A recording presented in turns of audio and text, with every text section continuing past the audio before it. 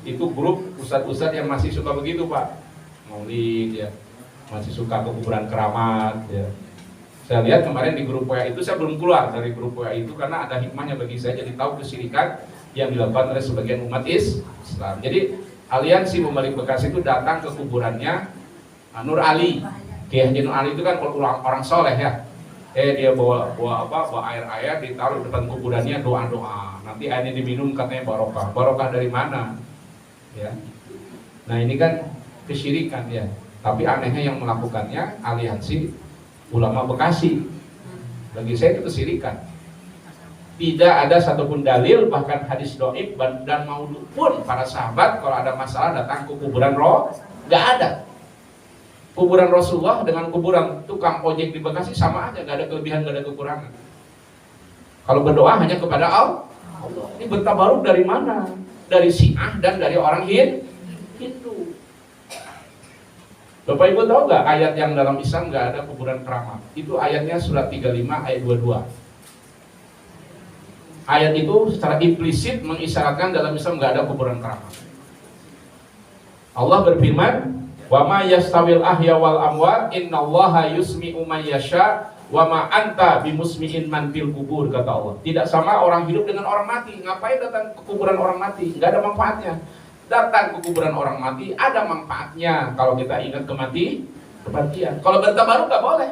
Kenapa nggak boleh? Di ujung dari surat 35 ayat 22 itu Allah berfirman begini, "Wa ma anta bimusmi'in man fil kubur," wahai engkau Muhammad, engkau tidak akan bisa membuat mendengar orang yang telah meninggal di dalam kubur.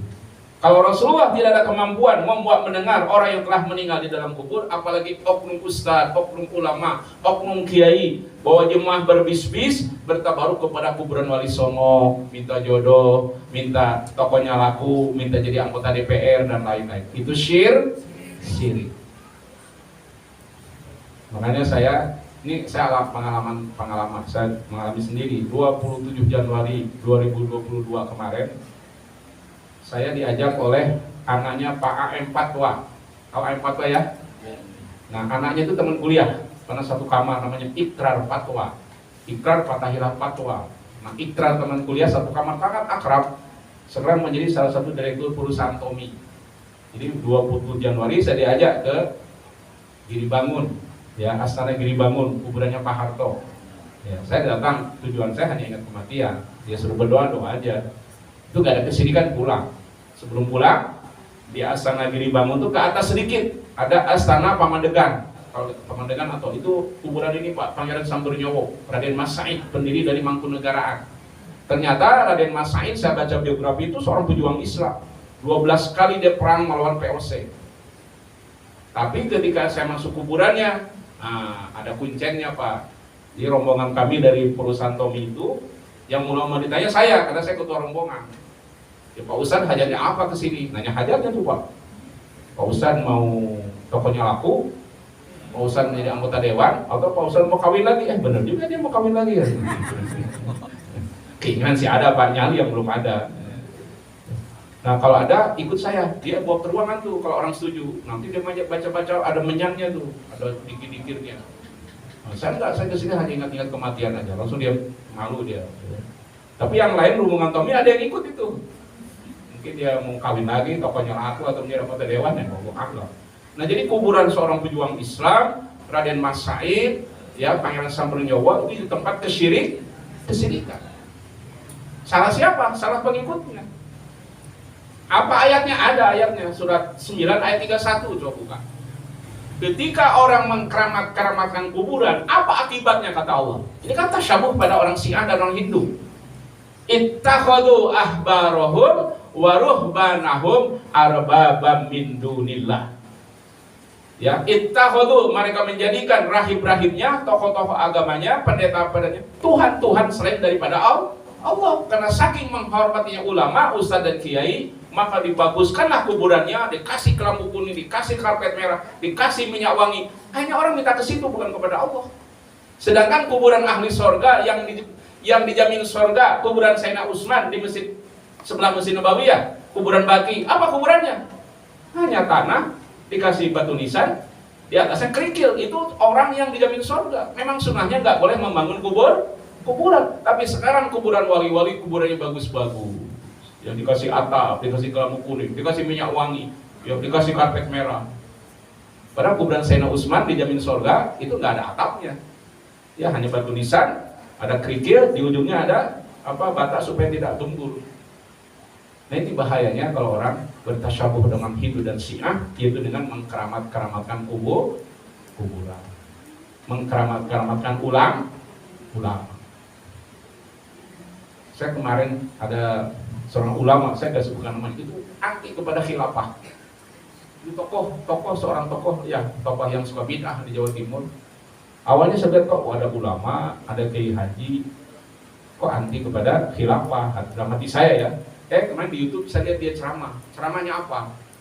Ya, dia sering ceramah, dia ada di YouTube. Dia bilang kalau orang melewati madrasahnya Syekh Abdul Qadir Jalani, maka orang itu dijamin surga. Dari mana coba dalilnya?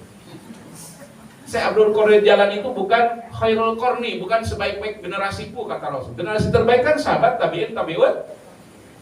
Syekh Abdul Qadir itu bukan, Pak. Tapi ada kepercayaan di kalangan umat Islam, kalau manakiban Syekh Abdul Qadir Jalani, maka semua acaranya akan lancar. Dari mana?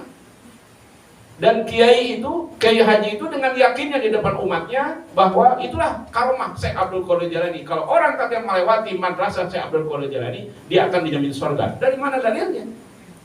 Ini bahaya kalau orang mengkultuskan ustaz, kiai, ajengan. Ya. Coba ibu di kampung saya masih terjadi. Kalau ustaz habis ceramah, ulama, kiai, ajengan, ya, buya, makanan gak habis itu orang berebut. Barokah katanya. Jadi kalau saya bengek semua jemaahnya. Apa barokahnya? Ini kan berlebih-lebihan dalam menghormati ustaz. Ketika agim kan orang soleh. Ketika poligami dimusuhin ibu-ibu, coba. Ini akibat ibu-ibu dulu sangat mengkultuskan dimusuhin ibu-ibu, bukan ibu-ibu di sini nun jauh di sana, cuma dari sana sudah pindah ke sini. Dimusuhin ibu-ibu karena poligami. Padahal ada yang salah dengan agim. Itu bahaya mengkultuskan ulama. Dan ini bertasyabuh dengan siapa? Ya dengan orang Syiah dan orang Hindu. Maka kata Rasul, kenapa orang suka mengkeramatkan kuburan? Idza mata ar-rajulu as-salih, kata Rasul. Kalau ada meninggal seorang lelaki yang soleh, mereka membangun di kuburannya masjid. Sekarang lihat kuburan-kuburan wali songo pasti ada masjidnya, minimal musolanya untuk orang sholat. Itu apa yang dikatakan Rasul benar. Ya, bahaya tasyabuh itu kepada akidah, kepada akhlak, kepada ibadah. Semuanya akan rusak kalau orang bertasyabuh dengan orang kafir. Ya, Bapak Ibu yang dirahmati Allah, saya kira itu saja yang dapat saya sampaikan. Kurang lebih saya mohon maaf. Sebenarnya biasa, kalau ada yang bertanya silahkan Bapak Ibu tentang tasyabuh. Ya, silakan Bu. Assalamualaikum warahmatullahi wabarakatuh. Waalaikumsalam warahmatullahi wabarakatuh. Mengatakan bahwa beragama harus benar Hindu. Ya. Sekarang ini kan para penuntut ilmu yang sekiranya tadi katakan sahabat beberapa 3 generasi. Iya. Generasi terbaik. Di sini tidak ada zuriat Rasulullah dan ada ilmu yang benar-benar bersambung kepada Rasulullah dan ada ilmu yang tidak bersambung kepada Rasulullah. Sehingga di saat penyampaian itu akan ada perbedaan. Nah, bagaimana kita menyikapinya? Menyikapinya begini Bu. Ini kata Rasulullah, taraktu fikum amroini. Aku tinggalkan 2 hal. Lan tadilu abadan. Kamu tidak akan sesat selamanya. Selama apa kata Rasul dalam hadis sahih ini? Selama kalian berpegang kepada Quran dan Sunnah. Jadi standarisasi kita tidak sesat, kriteria kita tidak sesat, mudah untuk menganalisanya, mendeteksinya. Selama ini kita ikut Quran Sunnah apa tidak? Nah, kita akan bisa mendeteksi selama ini kita ikut Quran Sunnah atau tidak, atau ikut tradisi, atau ikut hal-hal yang lain. Kalau kita rajin taklim, maka dengan rajin taklim itulah kita akan kita akan aware. Ini sunnah apa bid'ah, ini syirik apa tauhid, ini hak apa batil. Jadi nggak usah ribet beragama ini agar kita tidak sesat, Ada pegangannya, Quran dan Sunnah. Siapa aja yang megang, walaupun dia bukan keturunan Rasul. Ya, karena salah juga sih menurut saya. Ada orang yang mengaku Habib sampai bangga dengan kehabibannya, salah menurut saya. Karena standar kemuliaan dalam Islam bukan keturunan. Standar kemuliaan dalam Islam itu ada dalam surat 49 Al-Hujurat ayat 13.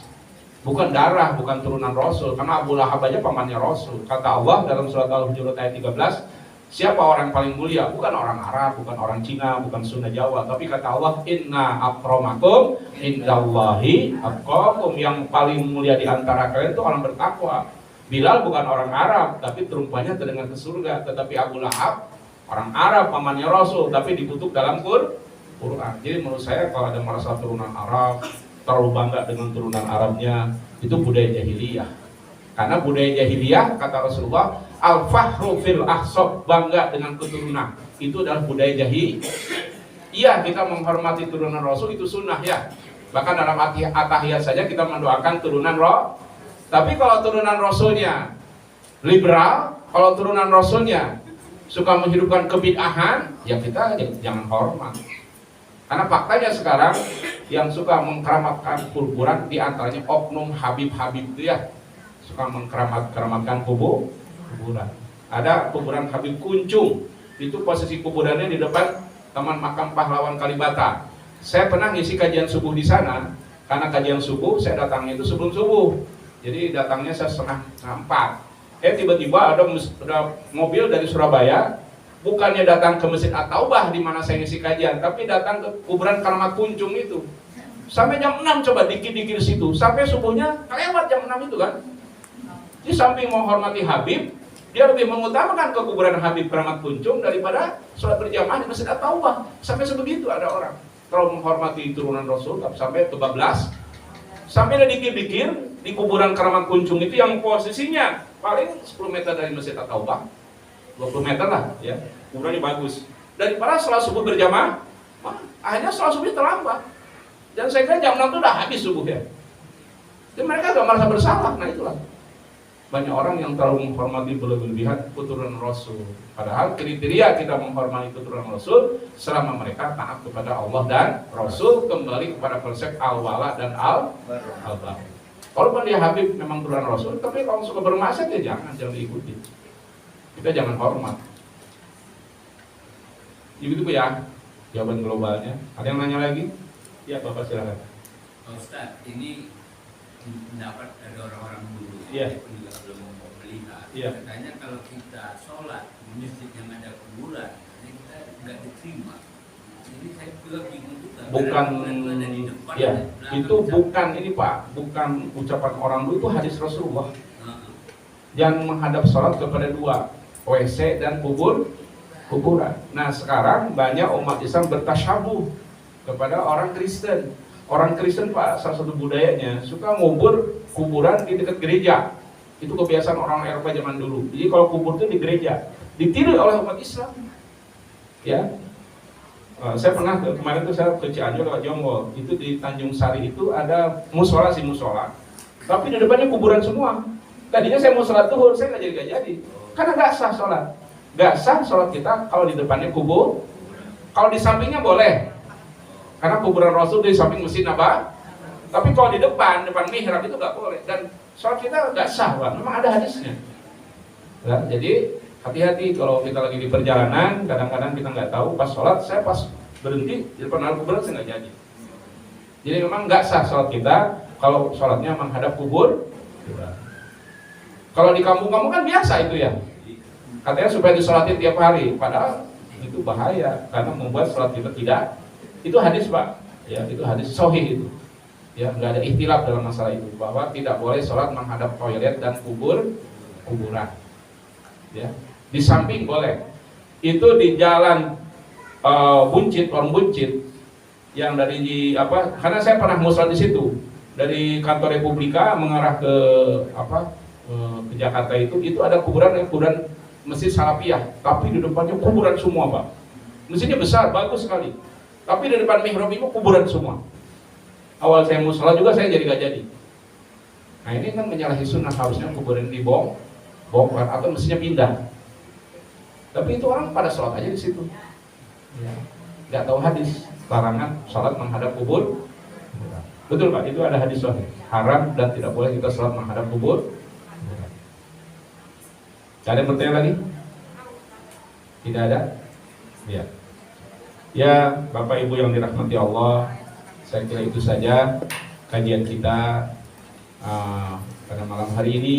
Ada kewajiban dari kita, ada kewajiban kita dari Allah. Ya, ingatkan saudara, ingatkan tetangga, ingatkan kenalan, jangan merayakan tahun baru Masehi. Karena perayaan itu bukan hanya sekedar perayaan, itu merusak akidah. Orang yang merayakan tahun baru Masehi berarti merayakan kelahiran Dewa Janus. Orang yang merayakan tahun baru Masehi berarti merayakan perayaan dari orang kafir. Dua-duanya sangat dilarang oleh Allah Subhanahu wa taala. Supaya barokah pertemuan kita tutup dengan doa penutup majelis. Subhanaka Allahumma wa bihamdika asyhadu an la ilaha illa anta astaghfiruka wa atubu ilaik. Akhirul kalam. Assalamualaikum warahmatullahi wabarakatuh. Waalaikumsalam.